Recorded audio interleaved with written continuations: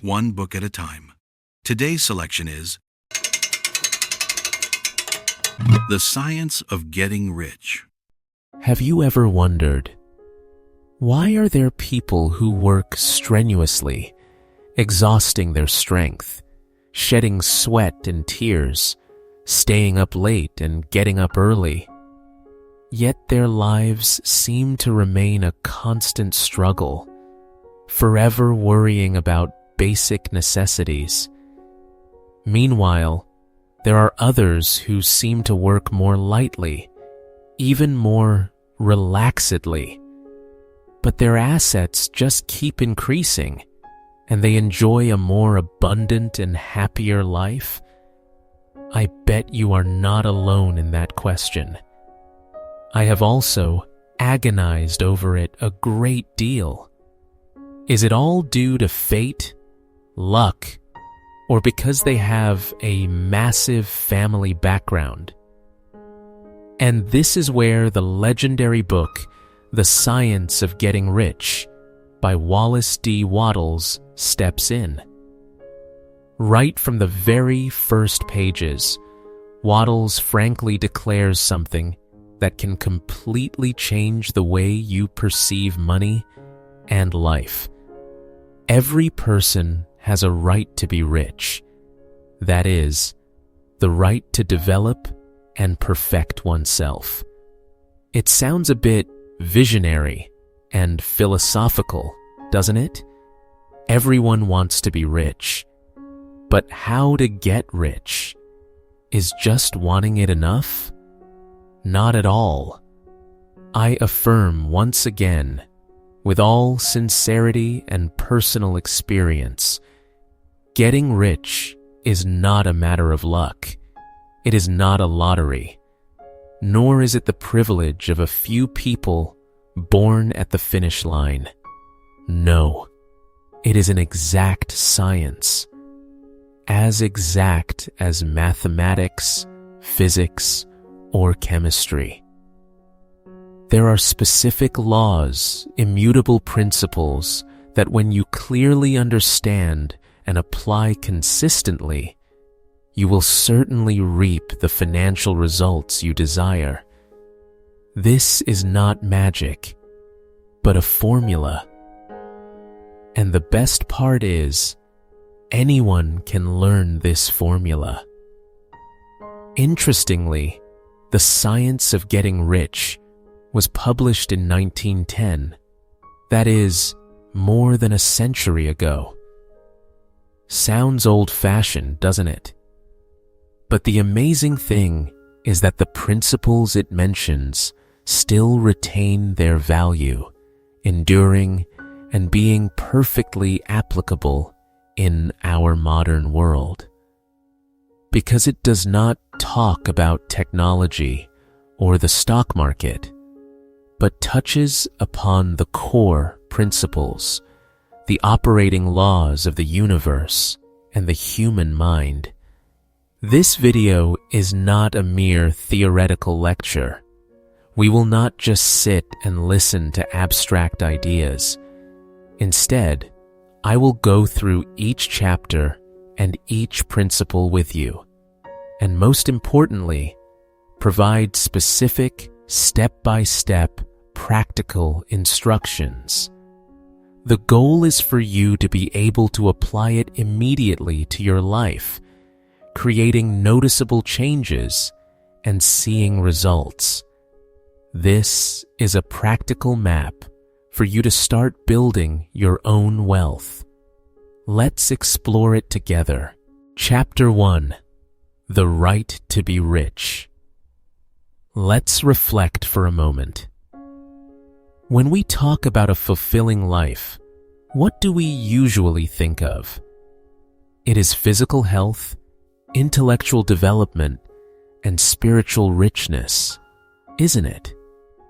But can you fully develop those three aspects when you are in lack, when all resources are limited? For your body to be healthy, you need nutritious food, warm enough clothing, a safe home, and quality medical care. For your intellect to develop, you need books, education, new experiences, and time to reflect. And for the soul to be nourished, you need opportunities to explore, to help others, and to express your talents and creativity. All of those things, whether we like it or not, require money. You cannot develop all your latent talents or realize your greatest ideas if your mind is always burdened with the worries of basic necessities. Can a mother who does not have enough money to buy milk for her child truly have the peace of soul to read books or paint? Can an artist struggling to make ends meet for every meal be fully devoted to their life's masterpiece? There is a conception deeply rooted in many people's minds that poverty is a form of nobility, a sign of sacrifice, or even of virtue. I will speak plainly. That is a dangerous mistake. Poverty is not a virtue. It is a state of limitation that hinders the comprehensive development of a human being. It robs you of the opportunity to become the best version of yourself. So, when we talk about the desire to be wealthy, what are we really talking about? In essence, it is the desire for a more complete life. It is the desire to have enough conditions to live healthily, to learn constantly, to love and help those around you, to have time to pursue passions, and to contribute to the world in your own unique way. This is not insatiable greed, but the natural aspiration of every living being to expand, to develop, and to express its full potential. Wealth is not the ultimate goal, but the means, the foundation so that you can live a full, meaningful life and contribute the most. And in the following chapters, we will explore the science behind achieving that solid foundation. Chapter 2. There is a science of getting rich. Sounds strange, doesn't it? A science? Is there a science to money? I used to think so too. But let's dive deep into this idea with me, and I believe it will change the way you perceive wealth forever. The book affirms something very powerful. Becoming rich follows natural, immutable laws, just like any other law of physics. Do you believe in the laws of physics? If you drop an apple, it will fall. Always. If you combine 2 hydrogen atoms and 1 oxygen atom correctly, you will have water. Always. That is science. It is an inevitability. Therefore, this book asserts getting rich is the same. There is a certain way to do things. If you act correctly according to that certain way, then becoming rich is an inevitable result, just like the apple falling. It sounds powerful and perhaps overly simple, doesn't it? So what makes us not rich yet? Most of us usually blame circumstances. It's because I wasn't born in the right place at the right time. Or, my country is poor, so it's hard to get rich. But look, there are extremely wealthy people in the poorest regions, and conversely, there are people struggling in the most developed cities in the world. This means that the environment is not the deciding factor.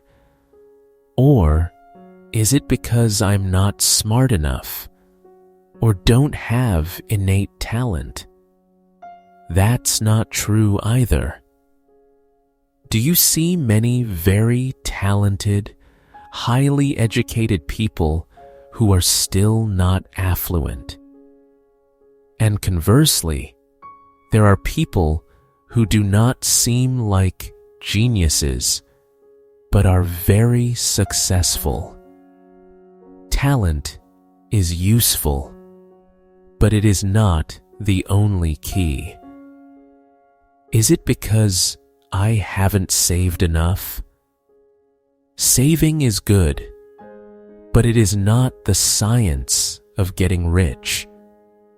Many people save all their lives, hoarding every penny, yet they still only manage to get by at a bare minimum.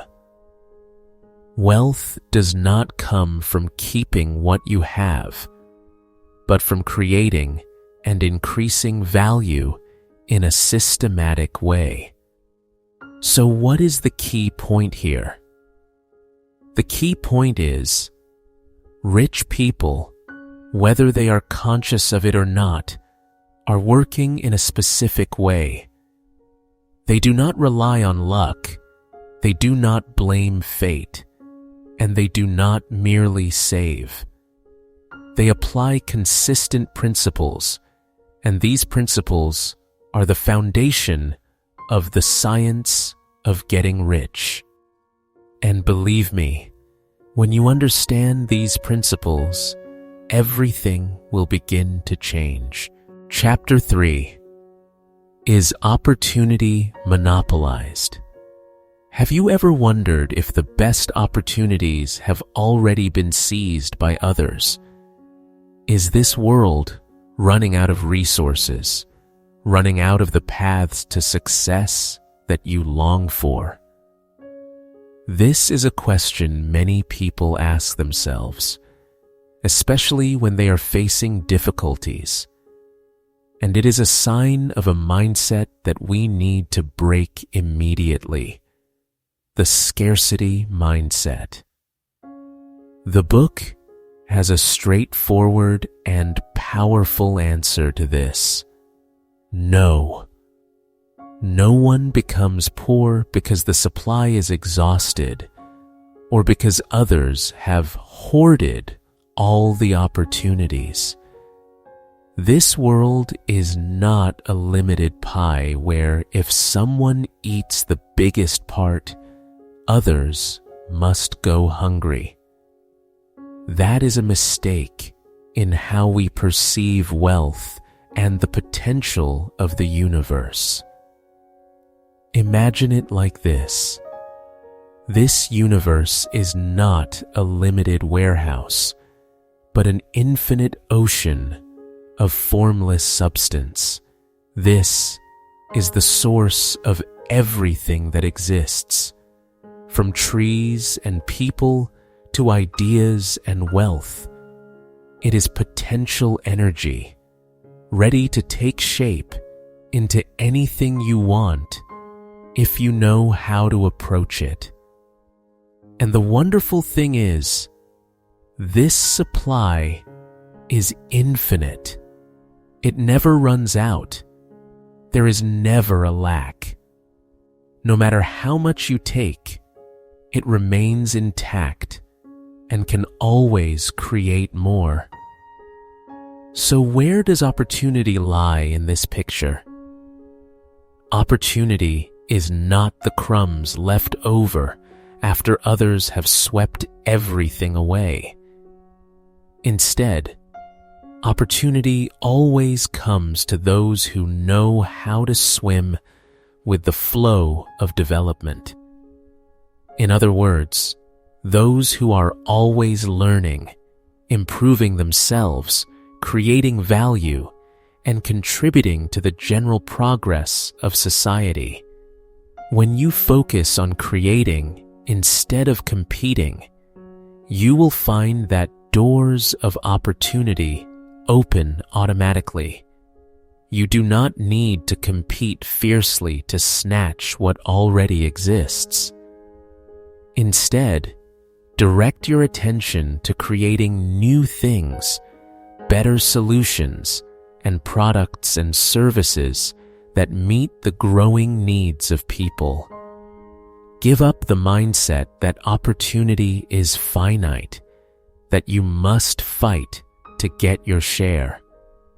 Instead, open your heart to the truth that there is enough in this world for everyone, and you can absolutely create wealth for yourself by developing and contributing.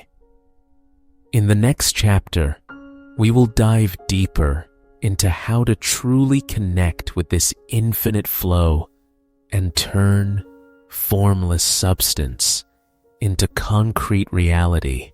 Chapter 4: The First Principle. If you have ever wondered how the things you visualize in your mind can turn into material reality, then this chapter is the answer. Our goal today is to discover the incredible power of thought in creating matter. So, what is the core message this chapter wants to convey? It begins with a powerful definition. Thought is the only power which can produce tangible riches from the formless substance. It sounds a bit metaphysical, doesn't it? But try to imagine it like this. This universe is made of an invisible, unshaped, raw material called formless substance, or the original substance. It is the foundation of all things, full of potential, but in an indefinite state. And the only power that can arrange, organize, and transform this potential material into material wealth, into a house, a successful business, or anything you desire, is your thought. This is not magic in the sense of waving a wand to transform things. This is a cosmic law, a scientific principle. So, how does this process take place? Imagine formless substance, like a giant, amorphous block of clay waiting to be shaped. And your thought is the hand of the artisan. Thought impressed upon formless substance produces the visible thing. Every idea, every clear visualization of what you want, an abundant life, a healthy body, a happy relationship, is a command, a template sent directly into that invisible block of clay. When you hold a thought, a clear and steady image in your mind, the formless substance will begin to gather and rearrange itself according to that template.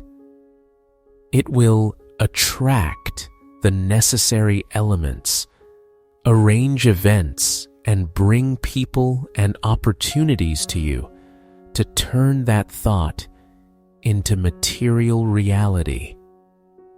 However, as simple as it sounds, this is where things become challenging and require specific action from you.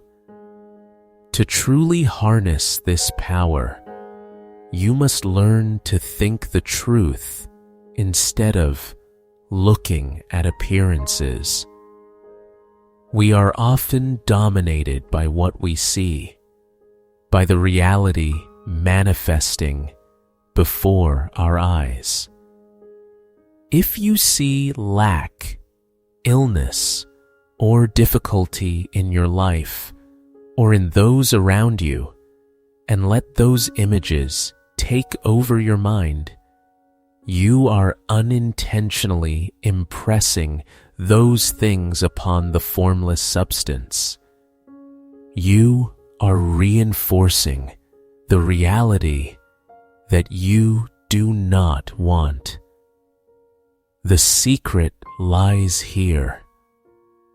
Truth is not the temporary appearance. Truth is the infinite potential of abundance, health, and success existing within the formless substance. You must choose to see the underlying wealth, the sufficiency, the health, and the prosperity, even when outward evidence seems to suggest the opposite. This requires mental steadfastness, an ability to be unmoved by what your eyes are seeing. It is an inner battle, a battle to control your train of thought, to always direct them toward the set goal, toward the truth of infinite potential. In summary, the first principle is very clear. Your thoughts are not just words in your head. They are the most powerful creative tools you possess. Start practicing, being more conscious of every thought, every image you allow to stay in your mind. Because in the next chapter, we will explore more deeply how to create the most accurate and effective thoughts. Remember, thought creates. Chapter 5, Increasing Life. We will dive into one of the most important chapters of the science of getting rich, which serves as the compass for the noble purpose of wealth that this book intends to convey. You know, when it comes to getting rich, many people often think of accumulating and possessing a great deal. But this book wants us to have a completely different view of the true meaning of prosperity. Look around you. A seed sprouts into a giant tree. A tiny idea develops into an entire empire. Everything in this universe is designed to develop, to expand, and to increase life. All things tend toward a fuller, more complete existence.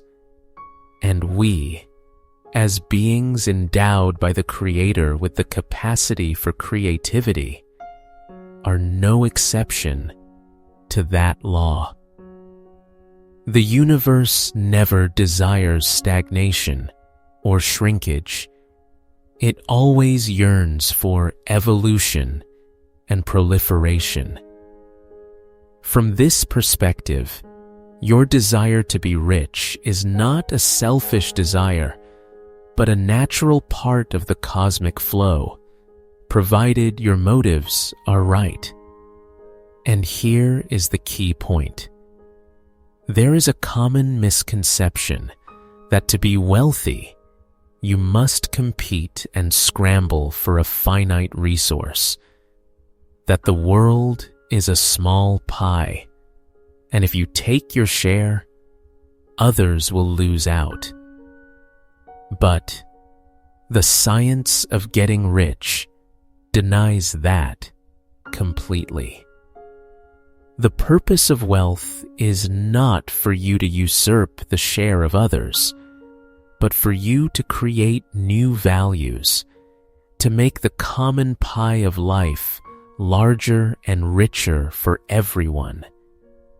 You get rich not to compete for resources, but to use your prosperity to create more value, more opportunities, and more increase of life for the world around you. It is a shift from a scarcity mindset to an abundant, sufficient mindset. When you are wealthy to create and to serve, you become a channel for prosperity rather than someone who blocks it. So how do you implement that in practice? Here is a golden principle you need to take to heart. You must give every person more in use value than you take from them in cash value. Think about it. When you buy a product or service, you expect it to solve your problem, bring you benefits, joy, or convenience far beyond the amount of money you spend. A telephone is not just a piece of metal. It is a tool that connects you to the world, helping you work, learn, and entertain yourself. Its use value for many far exceeds the cash value they paid. If you are a salesperson, a service provider, or an entrepreneur, you must always ask yourself, how can my product or service provide more than what the customer pays for? When you do that, you not only build trust, but you are also contributing to the increase of life for your customers. You help them have better, more efficient, and happier lives. When you apply this principle to your work, your business, and your life, you are not only enriching yourself, but you are also contributing to the general increase of life. You create a flow of prosperity where everyone benefits. True wealth is not hoarding, but creating and sharing value, helping everyone grow together. That is the highest purpose of getting rich according to the spirit of this book. Chapter 6: How Riches Come to You. In the previous chapters, we have laid a solid foundation for a wealth mindset together. But there is a major barrier that many people stumble upon when talking about money. That is the competitive mindset. We often think that for us to get richer, someone else must get poorer, that we must take someone else's share, hustle, or even use trickery. Have you ever had this thought? Be honest with yourself. But this book and the philosophy we are pursuing are completely different. True, sustainable wealth will never require you to cheat, oppress, or usurp anyone. In essence, it is about creating value, giving more than you receive. When you provide value, you are not only not taking from others, but also helping them become better. It is a transaction based on trust, where both sides benefit. Think about it. A successful brand is not successful because they deceive customers, but because they provide better products and services. They create value. So, if not through competition, where does wealth come from? It comes from your creative mindset. Start by visualizing in a clear, most detailed way about what you want. Not just a vague thought, but a vivid picture in your mind. what your dream house looks like, what your ideal job is, what experiences you want in your life. See it, feel it, hear it as if it were already yours. And more importantly than anything, hold an unwavering faith that it will become a reality. This faith is not mere wishful thinking, but a certainty that the universe will arrange everything to bring it to you.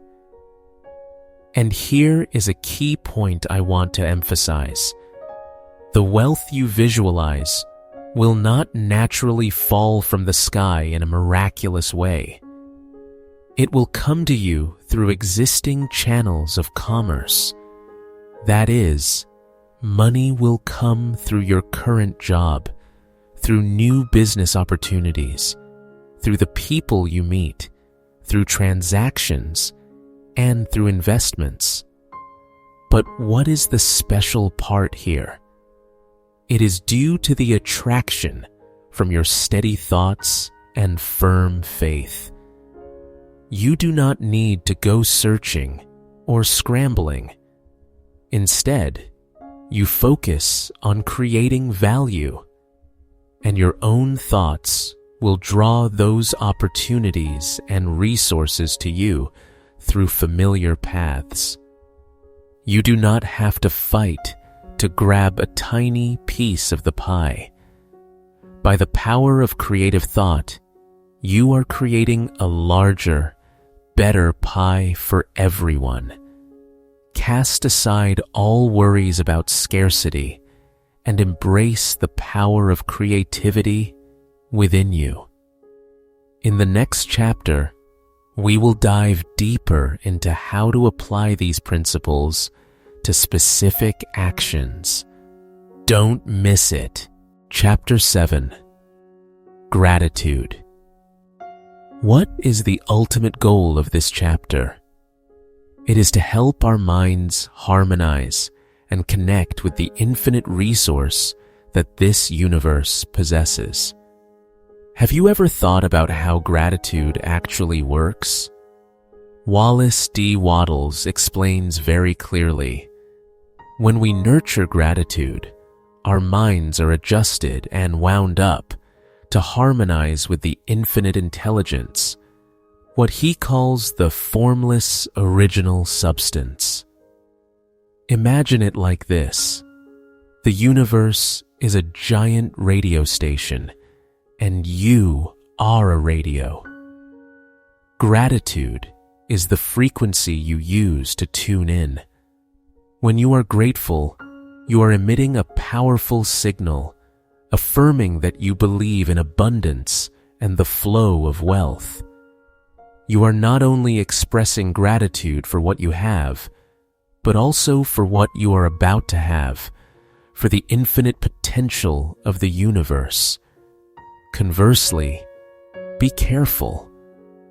If gratitude is the connection, then complaining, dissatisfaction, and resentment are dangerous circuit breakers. Every moan, every negative thought about lack, about why you don't have this or that, is sending an opposite signal. You are cutting off the flow of wealth yourself. You are telling the universe that you do not trust its giving. It's like constantly changing the radio channel elsewhere while listening to your favorite music. You will miss the message, miss the opportunity. So, how do we practice gratitude most effectively, especially when things are not yet as desired? Wattles emphasizes a very important point. Be grateful even when you have not yet received specific physical results. This is not just a mental exercise, but an act of faith. Be grateful for the ongoing process. Grateful that you are being connected to the source. Grateful that the seed has been sown and is sprouting, even if you haven't seen the bud yet.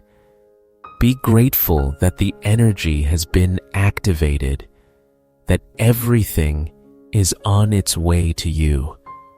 For example, be grateful for the coming opportunity. Grateful that the solution to your problem is taking shape. Grateful that the money you need is being arranged by the universe to reach your hands.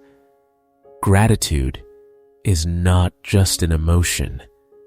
It is a posture of living, a powerful tool to adjust your mind and expand your vision beyond what you see with the naked eye. It is the key for you to truly connect with the infinite wealth of the universe. Start practicing today. You will see the difference. Chapter 8. Thinking in the certain way. We will dive deeper into an extremely important aspect of this, creating a clear mental picture of what you want. This is not just an abstract concept. It is a real technique, an indispensable stepping stone to turning your desires into reality. Think of it like this. If you wanted to build a house, you wouldn't just say, "I want a beautiful house," and expect it to appear naturally, right? You would need a detailed blueprint. What color the house will be, how many rooms it will have, how large the living room is, where the windows look out, and even what it feels like when you step into that house. Similarly, with what you want to achieve in life, whether it is wealth, a dream job, or a fulfilling relationship, you need to outline it in your mind with similar clarity. Don't just say, "I want to be rich." Instead, visualize as specifically as possible how much money you will have, what freedom that money brings you, what you will do with it, where will you live, how will your daily life unfold, what is the feeling of that abundance, security, and financial freedom.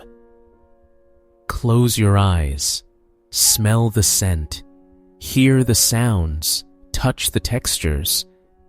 Make it as vivid as possible. Every small detail you add makes that picture more lifelike and easier to enter into reality. But there is a very important boundary here, everyone. It is the difference between idle dreaming and holding a clear purpose. Idle dreaming is when you just sit and wish, without an ironclad faith that it will happen, without a steadfast will or a subconscious plan. It's like reading a good novel. You immerse yourself in that world for a while, but you know it isn't real. Conversely, holding a purpose is when you look at that mental picture with firm faith and absolute certainty that it will occur. You don't just want it, you know it is coming. Purpose carries a different energy, a steadfast will for realization. It is the blueprint you absolutely trust you will build successfully. So how do you maintain this purpose? My advice is, spend your leisure time contemplating this picture. This is not a one-time thing. Do it every day. In the morning, as soon as you wake up, in the evening before you go to sleep, or during spare moments during the day. Take a few minutes to close your eyes and immerse yourself in the world you are creating. Feel it, live in it, trust in it.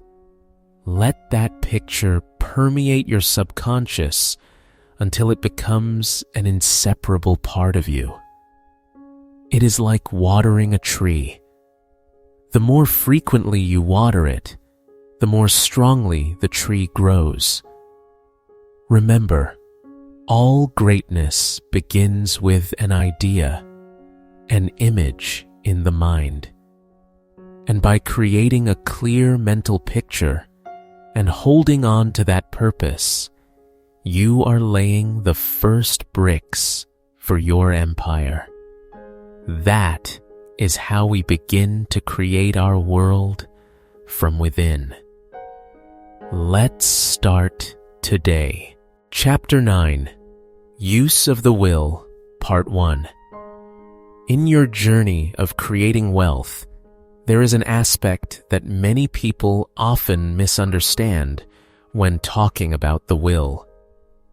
And our goal in this chapter is mind discipline, not imposing on others. Think about it. When talking about the will, what is our first instinct? Is it to use the will to force everything to go our way? To force others to do what we want? Or to force a situation to happen as we expect? That is precisely the biggest mistake the book wants us to avoid.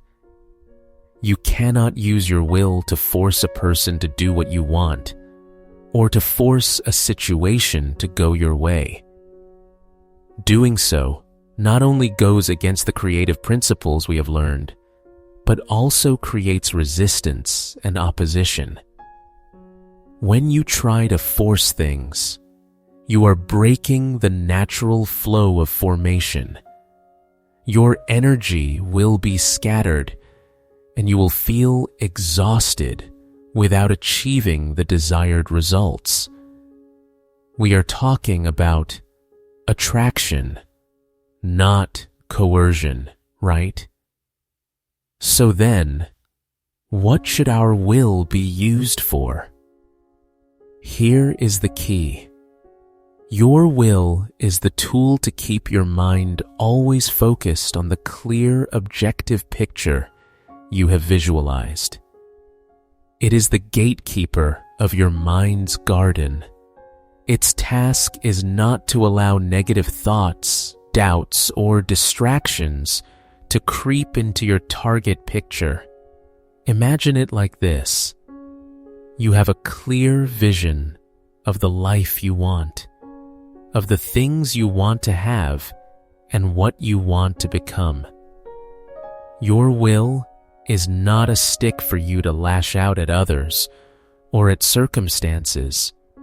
Instead, it is a solid, protective wall around that vision. It helps you eliminate doubt when you face challenges, helps you maintain faith when things seem difficult, and keeps you on the right track when there is too much information or temptation around. And here is the golden principle we need to take to heart. Steadfastness in thinking determines the speed of your success. Every time you let your mind wander, every time you doubt, every time you allow fear to take over, you are indirectly lengthening your journey. Conversely, when you use your will in a disciplined way to maintain focus on your goal, you are accelerating that process. Steadfastness in holding the mental picture, combined with gratitude and firm faith, will help you realize your goals much more quickly. Remember, the power of the will is not to control the outside world, but to master your inner world. It is mind discipline, not imposing on others. Practice this every day. Chapter 10, Use of the Will, Part 2. The focus of this part is extremely important. It is to protect our minds from all negativity. Will is not only the power to do something, but also the power to refuse what does not serve your goal. Imagine your mind as a garden. If you want that garden to bloom brilliantly, you must proactively pull weeds and protect it from pests, right? So, what is the first thing we need to do? Get into the habit of not talking about poverty. Do not repeat over and over the deficiencies or the financial problems you are facing. And especially, learn not to remember your difficult past. I know, this is not easy. We often have a tendency to cling to old stories and all too familiar worries. But remember that where your energy goes, where your attention goes, your life will follow in that direction. If you keep talking about poverty, complaining about past difficulties, then you are unintentionally nurturing and reinforcing a reality that you do not want at all. Use your will to immediately redirect your thoughts toward what you want to achieve. Next, proactively refuse all negative or pessimistic information, whether it is sensational news on social media, complaining stories from friends, or unconstructive remarks about the economic situation. Your mind is like a fertile garden. If you continuously sow seeds of fear, worry, failure, then do not ask why that garden does not produce the flowers of prosperity. Be the most careful gatekeeper for that garden. Be conscious of what you allow to enter your thoughts. And now, for a truth that many might find a bit prickly, but it is deeply profound. The best way for you to help the poor, to help the less fortunate, is for you yourself to become rich and lead by example. Sounds selfish, doesn't it? But think more deeply. A wealthy, prosperous person with financial capacity can create jobs, contribute to the community, build compassionate projects, and inspire others with their own success story. A person who is struggling with their own life finds it very hard to truly uplift others in a sustainable way. Become a lighthouse of prosperity, not a sinking ship. Therefore, use your will not only to act, but also to protect the sacred land of the mind. Keep it safe from negative seeds, and you will see the path leading to wealth become clearer than ever before. Chapter 11, Acting in the Certain Way. By now, we have delved deep into the power of thought, how to clearly visualize goals, maintain faith, and practice gratitude. Wonderful, isn't it? But if we stop there, I am certain you will see a significant gap between what you visualize and the reality of life. Because, quite frankly, thinking alone is not enough. We have sown wonderful seeds in the mind. We have nurtured them with faith and positive emotions. But for those seeds to sprout and bear fruit in the physical world, we need an indispensable element, and that is action. This is the moment we come to an extremely important principle that Wallace D. Wattles summarized: a compass for all our actions. By thought, the thing you want is brought to you. By action, you receive it. Or roughly translated, thought brings the thing you want to you. Action helps you receive it. It sounds simple, but let's dissect it a bit. Thought brings the thing you want to you. That is when you visualize clearly. You maintain faith. You live in a state of gratitude, creating an energy field that attracts necessary opportunities and resources. We have discussed this thoroughly, but action helps you receive it. That is when you actually reach out, grab those opportunities, and turn invisible resources into visible ones.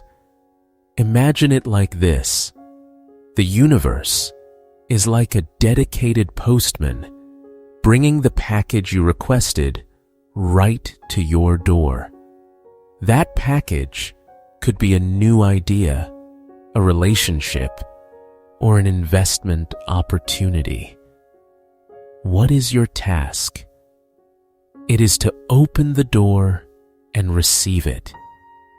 No one gets rich just by staring at a closed door, right? And here is another key point. Act in the present moment with what you have, where you stand. Do not wait for a perfect time or ideal conditions. Honestly, those things very rarely come on their own. We often deceive ourselves by saying, when things are more stable, when I have enough money, when I have more time, then I will start. But the truth is, every present moment is the most perfect moment for you to sow a seed of action. No matter how small, it creates momentum, creating a chain reaction. Look around you. Is there anything you can do right now to move one step closer to your goal? That is acting in the certain way. It is not random action, nor is it working aimlessly and exhaustingly.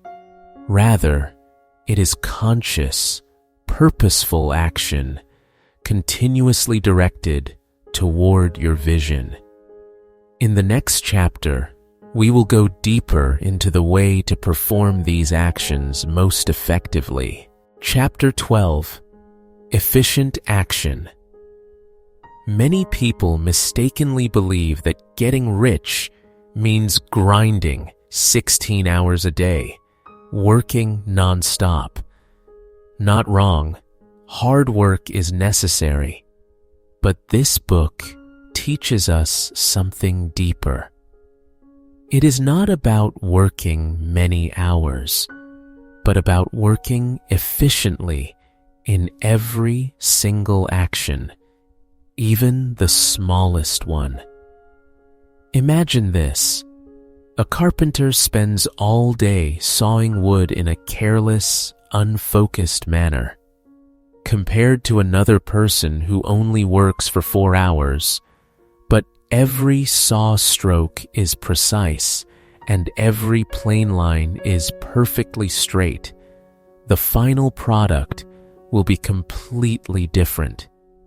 Every minute you spend, do it with all the attention and energy you have.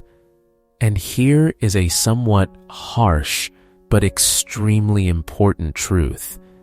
Most failed actions, which do not bring the desired results, are usually because we do not do our best or lack absolute focus. Do you ever feel like you are just going through the motions, or doing something while your mind wanders to other things? That is when energy is scattered and results can hardly be perfect. Conversely, every action you perform with complete dedication, no matter how small, even just a meticulously written email or a phone call made with a positive attitude, is a worthwhile step forward. And the magic lies here. These tiny steps forward, when accumulated, will create an unstoppable momentum of development. Imagine a snowball. Initially, it is small, but as it rolls over every other snowflake, it grows larger and creates a powerful thrust. Every successful action, every task performed with the highest quality, is a snowflake you add to your snowball. You don't need to wait for big hits to feel like you are progressing. It is the small, intentional efforts performed with excellent quality that are the solid foundation for sustainable prosperity. So, the lesson here is clear. Don't try to do more. Try to do better in every moment and every task. Turn every action into your own small masterpiece. Chapter 13. Getting into the right business.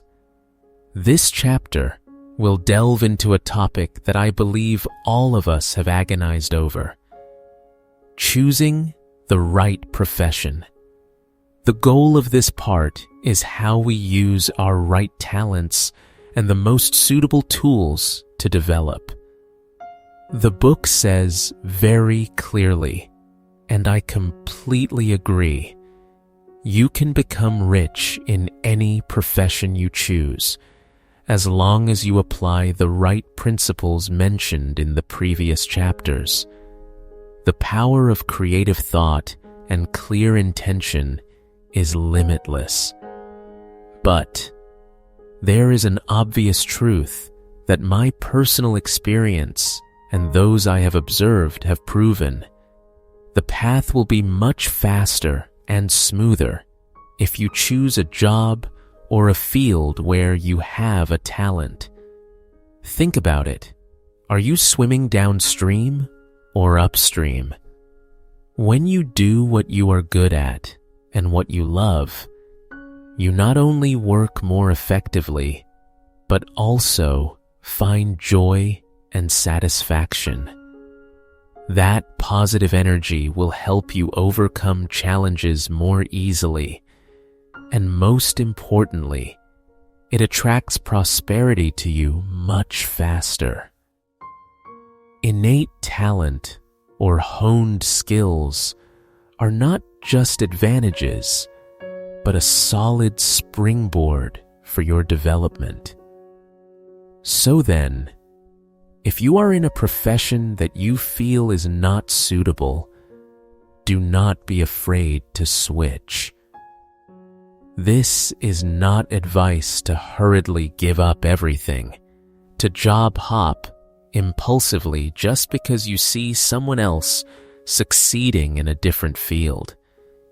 Instead, see this as a process of development. That is, you don't job hop impulsively, but you prepare for that change.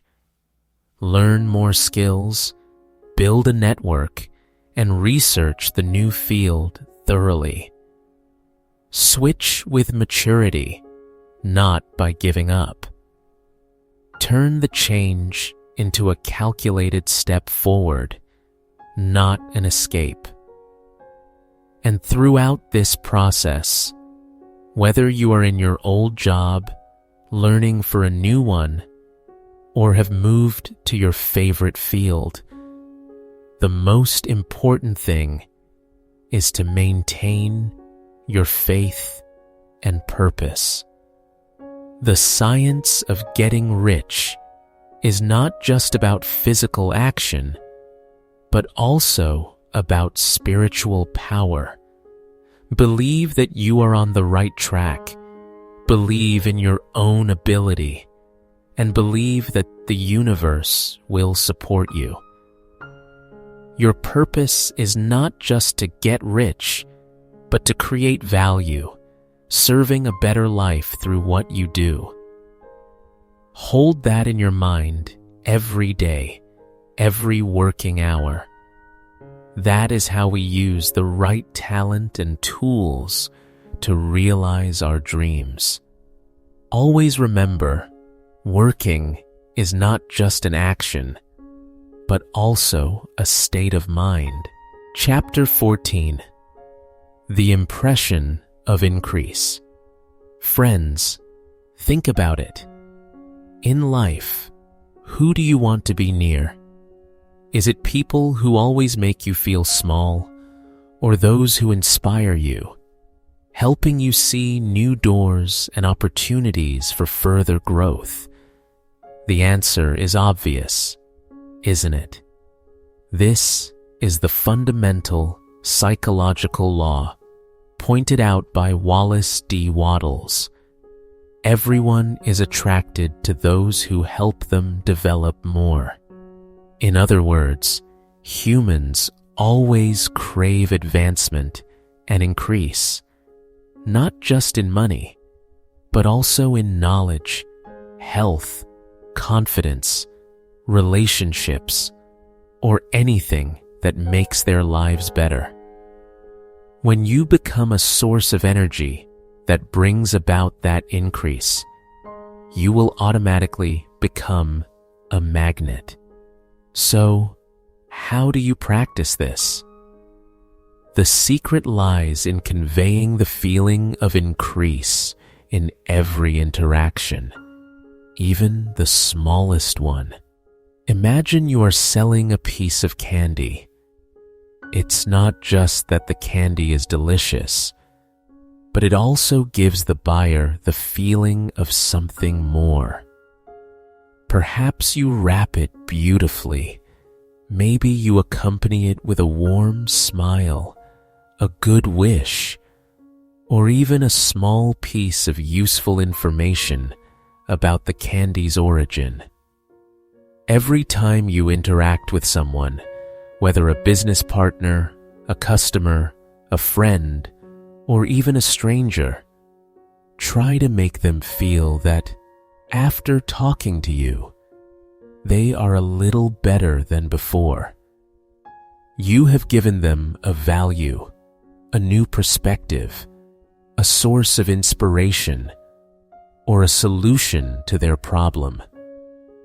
This is not about giving for nothing, but about exchanging value generously, helping each other move forward. And to do that sincerely, we come to the final point. Be proud of your own advancement to spread that energy. You cannot give what you do not have. If you do not believe in your own growth, it will be hard to convey the sense of increase to others. Look back at your journey, the knowledge you have learned, the skills you have honed, the challenges you have overcome. All of these are increase. Acknowledge and take pride in those things. When you are confident in your own path of progress, you will radiate a positive energy, an optimism, and a sense of direction. Others will sense that and be attracted to you because they see in you an example, someone who can help them move forward as well. This is not a manipulative tactic, but a natural law of attraction.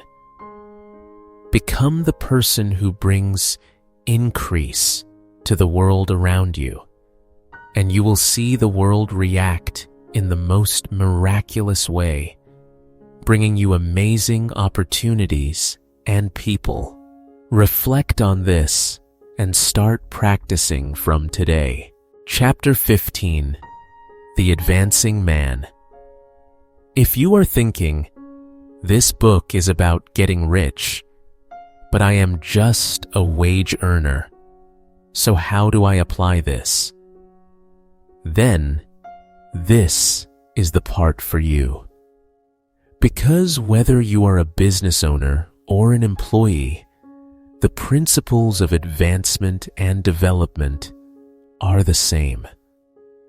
The first point, and also the most important advice for those who are wage earners: never just play your part. Do more than your current position requires.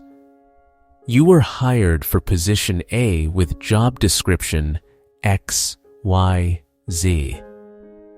But to advance, you need to think and act as if you are already ready for position B, a higher position. Proactively research, learn, and take on additional responsibilities that no one has assigned yet. Look at the problems that people in positions higher than yours are facing, and think about how you would solve them if it were you. This not only helps you learn and expand your capabilities, but it is also how you prove your value to the advancing opportunities waiting for you. You are sowing a seed and watering it with your own actions. Next, always maintain the attitude of an advancing person to attract new opportunities. This is not complacency or arrogance, but an internal attitude. Walk, talk, and solve problems as if you were already in the next position. Have you ever noticed that leaders or successful people have a very different demeanor? They exude confidence, proactivity, and a sense of responsibility. When you bring that attitude into your daily work, you not only impress your colleagues and superiors, but more importantly, you are setting a positive vibrational frequency. And according to the principles of the book, this is exactly how you attract the opportunities, projects, and relationships that the universe has prepared for you. However, there is an important warning I want you to remember. Do not work to please the boss. Work for your own development. Sounds a bit backward, right?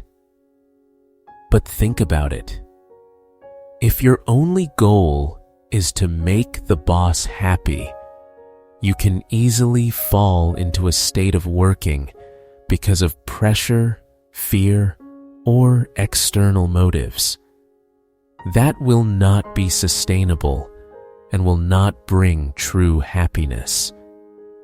Instead, see every task you complete, every skill you learn, and every difficulty you overcome as a brick building your own career empire.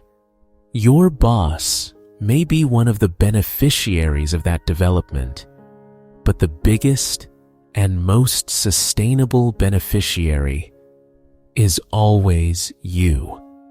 When you work with this mindset, you will automatically do better, be more responsible, and find joy in work, because you know that every effort is serving the highest goal, your own advancement and success.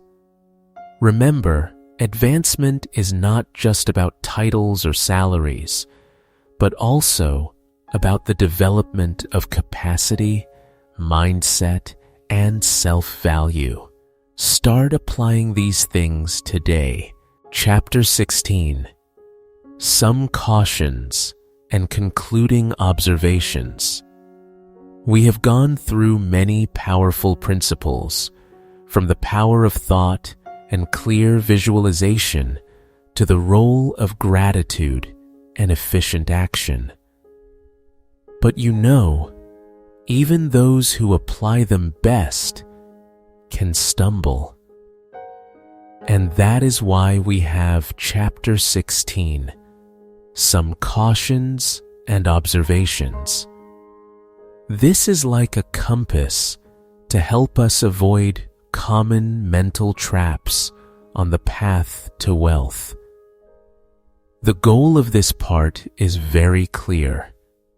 Protect your mind. The first thing the author wants to warn us about, it is fear and worry. Remember, in The Science of Getting Rich, faith is everything. Fear or worry, they are the clearest evidence that you are losing faith in the process, in your own ability, or in the cosmic intelligence supporting you. When you are afraid, your energy contracts, your vision narrows, your mind becomes busy with the prospect of lack instead of abundance. I understand this is not easy at all. We live in a world full of negative information. But what is the solution? Return to gratitude, to your clear goal visualization. Acknowledge fear when it appears, but do not give it control. Treat it like an uninvited guest, and you have the right to politely see it out by focusing back on faith and positive affirmation. Next, let's talk about failure. No, I don't like to call it failure. Let's call it unexpected results, or an unexpected turning point. The author of The Science of Getting Rich emphasizes that we should not see failure as the end point. It is only temporary. Often, it is a sign that there is a bigger, better plan waiting for you, another path that needs to be explored. Think of it simply like this. Just like when you are driving and miss a turn, the GPS doesn't say, "You failed." It simply says, "Recalculating route." Do not despair. Learn from what has happened, adjust your direction, and continue stepping forward with the faith that the universe is leading you to the best place. And the final point, extremely important. Hold on to your vision, even in the darkest days. There will be times when everything seems to go against you. Doubts will start to gnaw, and you may feel as if you are lost. It is at those times that the power of a clear vision, the mental picture of what you want, becomes more important than ever. Persistently hold that image in your mind. Repeat your affirmations. Do not let your environment or the people around you pull you down. This is the time you need to show true steadfastness. Remind yourself, Everything is happening for me, not against me. That helps me maintain hope and mental strength. This, Chapter 16, though brief, is a powerful reminder about protecting our minds. Be the gatekeeper of your thoughts. Stay away from fear. See failure as a lesson, and hold fast to your vision. That is how you ensure that you are always on the right track, on the path to the wealth you desire. Chapter 17, Summary of the Science of Getting Rich. If the entire philosophy of this book had to be encapsulated in just a few sentences, then this is what you need to understand clearly. As a compass directing all your actions from now on. At the core, and this is what I want you to engrave in your mind, there is a thinking stuff from which all things are made, and which, in its original state, permeates, penetrates, and fills the interspaces of the universe. It is from this material that all visible things are created. It is the source of all matter, all energy, and all ideas. A thought, or more accurately, a form thinking, is how you begin your creative process from this invisible substance. So what is the process to turn those ideas into reality? It is not as complicated as you think, but it requires steadfastness and absolute faith. First, you must have a form thinking of what you want. Visualize clearly and specifically down to the smallest detail. Let it not just be a vague wish, but a vivid picture with emotion, color, and sound in your mind. Live with that image as if it were already yours. Second, and this is an extremely important step that many people skip, deep gratitude. Gratitude is not just an emotion. It is a frequency, a way for you to connect with that original substance, expressing the faith that what you want has already and is currently coming to you. Be grateful for what you have, and be grateful for what you are about to receive, as if they were already reality. And finally, you cannot just sit still and wait. You must take efficient action. This action is not action in fear or despair, but proactive, confident action toward your goal, doing everything from a wealthy mind with firm faith in success. Every step you take must be directed by the clear image in your mind and driven by gratitude. And here is the affirmative conclusion from the author, Wallace D. Wattles himself, which I completely believe in, and is also the final message I want to send to you in this summary. Anyone who performs these steps correctly, steadfastly, and with purpose will certainly become rich. This is not a hollow promise, but a scientific law, a reproducible process, not luck, not privilege, but the inevitable result of applying these principles consistently and with purpose. Reflect deeply on the things we have just summarized, because the entire secret, the entire science lies fully within it. See you in the next chapter, where we will dive deeper into maintaining this motivation and mindset.